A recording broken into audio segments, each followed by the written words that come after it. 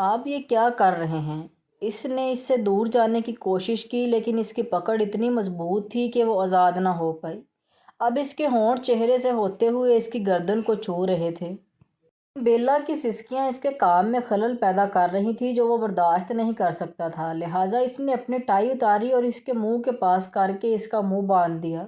اب اس کے دونوں ہاتھ خان کے وزنی ہاتھ میں تھے۔ دیکھو، میں نے تمہیں کہا تھا نا کہ میرے کام میں کوئی ٹانگ اڑائے مجھے پسند نہیں، لیکن تمہاری سمجھ میں بات کہاں آتی ہے۔ لیکن تم فکر مت کرو، میں ہوں نہ سمجھانے کے لیے۔ یہ کہتے ہی وہ دوبارہ اس کی گردن پر جھک گیا اور اس دشمن جاں تل کو اپنی پوری قوت سے بائٹ کیا۔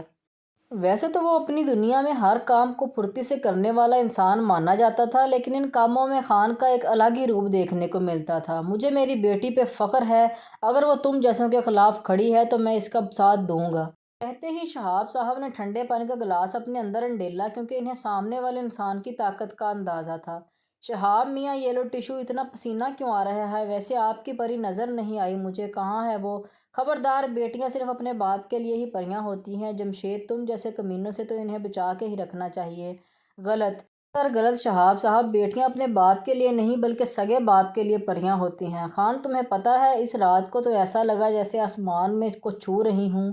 خان، جو اپنے بابا کے کہنے پر اس کی اسائنمنٹ بنا رہا تھا، اس کی سریلی آواز سے لطف اندوز بھی ہو رہا تھا، لیکن وہ لڑکی اس کو اپنی طرف متوجہ کرنا چاہتی تھی کہ اس نے خان کے ہاتھ سے پینسل جھپٹی اور اپنے سینے کے درمیان لکیر میں ڈال دی۔ یہ تو تب ہی ملے گی جب تم یہاں پر کسی دو گے۔ کہتے ہی اس نے اپنے ہونٹ کو گول کیا اور اس کے سامنے اپنا منہ کیا۔ تم مجھے چیلنج کر رہی ہو؟ کیا تمہیں پتہ نہیں خان کے لیے کوئی بھی کام مشکل نہیں ہے؟ یہ کہتے ہی اس نے ایک پیچ اس کے ہونٹوں کے پاس کیا جس سے اسے لگا کہ وہ کبیر کا ہونٹ ہے، اور اگلے لمحے وہ پینسل باہر نکالی۔ یہی تو کبیر کا انداز تھا، کبھی بغیر کچھ کہے اسے آسمان پر پہنچا دیتا اور کبھی ایسا مدہوش کرتا کہ اس کی چال سمجھ نہ پاتی۔ آہستہ آہستہ اس نے کمرے کا دروازہ کھولا تو دیکھا کہ کمرہ تاریکی میں ڈوبا ہوا تھا۔ کمرے کے اوپر والی چھت پر تھوڑی سی روشنی تھی جس کی وجہ سے بیڈ پر سوئے انسان کے چہرے کے نقش واضح دکھائی دے رہے تھے۔ اس کے منہ کے دونوں طرف لال نشان تھے، اس کی گردن پر بھی جگہ جگہ ایسے ہی نشان تھے۔ اگر آج وہ یہاں نہ آتی تب بھی کبیر اسے کوئی نئی سزا دیتا۔ یہی سوچتے ہوئے اس نے کمرے کی طرف رجوع کیا، لیکن پھر نہ جانے کس خیال کے تحت واپس مڑی۔ نہیں، میں اس کے ساتھ تو بالکل بھی نہیں رہ سکتی۔ بیلا، کام ڈاؤن۔ اگر اس نے تمہیں کچھ کہا تو کل آگے سے مقابلہ کرنا، لیکن اس کے حکم کی تعمیل تو بالکل بھی نہیں۔ جیسے ہی اس نے پیچھے مڑ کر دیکھا تو حیرت کا جھٹکا لگا۔ او گاڈ، یہاں یہ کیسے موجود ہے؟ ابھی تو سو رہا تھا۔ اس نے جب یہ دیکھا اس کے قدم آگے بڑھ رہے ہیں تو فوراً پیچھے کی طرف ہوتی گئی۔ خان چونکہ ابھی نیند سے جاگا تھا اس لیے اس کی آنکھوں میں عجیب خماری تھی۔ آپ، میں یہاں۔ اس سے پہلے وہ کچھ بولتی خان نے اس کے ہونٹوں پر انگلی رکھ دی۔ اس کو دوبارہ اپنے اتنا قریب آتے دیکھ بیلا نے اپنی آنکھیں بند کر دیں۔ اچانک اس کی نظر ان نشانات پر گئی جو اس کے اپنے دیے ہوئے تھے۔ اس نے اپنے انگوٹھے کی مدد سے انہیں سہلایا تو درد کی وجہ سے بیلا کے منہ سے سسکی سی نکلی۔ خان نے فوراً اپنا ہاتھ پیچھے کر لیا، جس کے فوراً بعد بیلا نے موقع دیکھتے ہی رخ پھیر لیا، لیکن وہ اس کے چنگل سے چاہ کر بھی آزاد نہیں ہو سکتی تھی کیونکہ خان کا ایک ہاتھ اب اس کی گردن پر تھا اور دوسرے ہاتھ سے اس نے بیلا کو سر کو تھوڑا سا اوپر کیا۔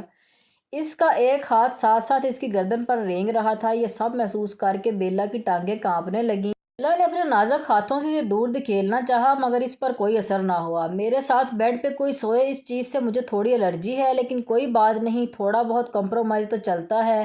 اس نے طنزیہ مسکراہٹ کے تیر چلائے، لیکن بیلا کے آگے سے کوئی جواب نہ پا کر اس نے چیخ کے اور زور سے بولا، لگتا ہے تمہارے کان کا بھی علاج کروانا پڑے گا۔ ویری گڈ، ایسے ہی آگے بھی میری بات ماننا اچھے بچوں کی طرح۔ یہ کہہ کر وہ واش روم چلا گیا۔ صاحب فوراً ہی پری کے روم میں آئے تو وہ وہاں موجود نہیں تھی۔ وہ دیکھنے میں عام سی لڑکی تھی، لیکن جو چیز اسے پرکشش بناتی تھی وہ اس کے چہرے کی موسومیت تھی۔ شاید وہ کچھ دیر پہلے نہا کے نکلی تھی، اس لیے گیلے بال کمر سے بھی نیچے جا رہے تھے۔ بابا، آپ یہاں، کوئی ضروری بات ہے کیا؟ ہاں بیٹا، میں نے فیصلہ کر لیا ہے۔ بیلا بیڈ کے دوسری طرف آئی اور فوراً سونے کا ارادہ کیا۔ جب وہ گہری نیند میں اتر گئی تو اچانک سے خان کا بیلا سے کمبل دور اچھالا جسے وہ خود میں چھپا کر سو رہی تھی۔ بیلا بھی نیند سے بیدار ہو گئی۔ میں تمہیں بالکل بھی نہیں سونے دوں گا، جاؤ جا کر چینج کرو۔ خان نے اپنی انگلی سے اس کی طرف اشارہ کیا۔ اس نے تھوڑی دیر پہلے ہی کپڑے بدلے تھے، گرے رنگ کا کرتا جس پر گلابی کڑھائی تھی، لیکن میں نے ابھی تو بدلے ہیں۔ یار کتنی جاہل ہو تم، اب یہ باتیں بھی مجھے ہی تمہیں سمجھانی پڑیں گی کیا؟ خان کا دل کر رہا تھا کہ اس لڑکی کا سر پھاڑ دے، لیکن پھر اپنی آنکھیں بند کر کے خود کو ریلیکس کیا۔ سلک کی باریک سی نائٹی تھی اور اس کا ساتھ اپر بھی تھا۔ اگر وہ اپنے پہن لیتی تو بھی اس کے سارے اعضاء نمایاں ہوتے۔ اس نے ایک نظر سامنے بیٹھے اس شخص پر ڈالی۔ اس نے بیلا کو مجبور کرنے میں کوئی کسر نہ چھوڑی تھی اور اب وہ اپنی بوئیں اچکا کر مسکرا رہا تھا۔ وہ تو بس اپنی آنکھیں پھاڑے اسے دیکھ رہی تھی۔ لگتا ہے یہ کام بھی ہمیں خود ہی انجام دینا ہے، اور قسم سے اس کام میں خان ایکسپرٹ ہے، تمہیں شکایت کا موقع نہیں ملے گا۔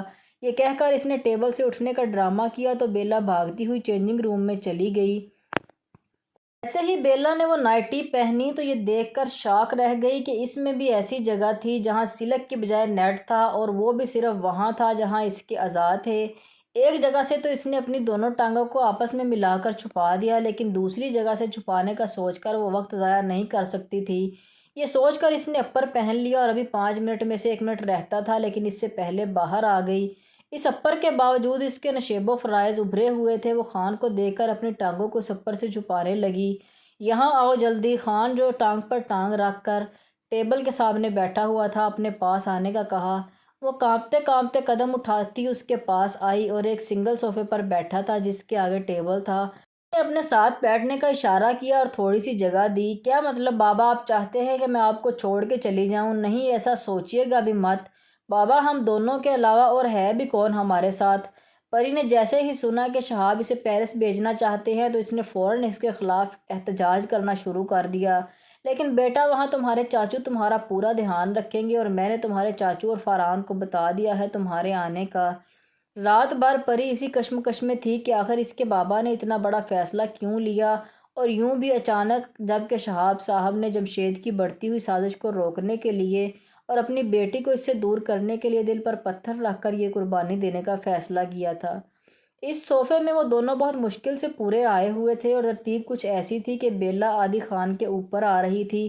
خان کی ایک ٹانگ بیلا کی دونوں ٹانگوں کے درمیان تھی، اور خان کا ایک ہاتھ بیلا کے پیٹ پر تھا۔ وہ ٹی وی پر کچھ لگانے میں مصروف تھا۔